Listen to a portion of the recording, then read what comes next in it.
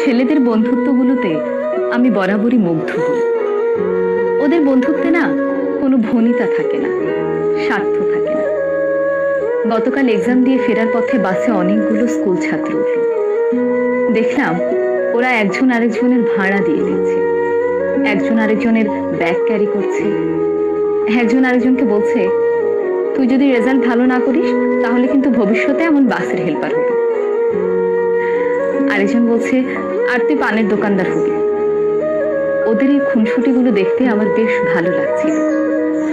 আমি জানি না সামনের কিছু বছর পর ওরা কে কোথায় থাকবে, কার জীবনের মোড় কোন দিকে ঘুরে যাবে। তখন হয়তো এদের মধ্যে কারো কারো বন্ধুত্ব ভেঙে যাবে, আবার কারো বন্ধুত্ব অটুট থাকবে আজীবন। তবে ওদের এখনকার যে বন্ডিংটা, এটা দেখে আমার খুব ভালো লাগলো। ওরাও হয়তো একটা সময় পর এই সময়টাকে অনেক মিস করবে।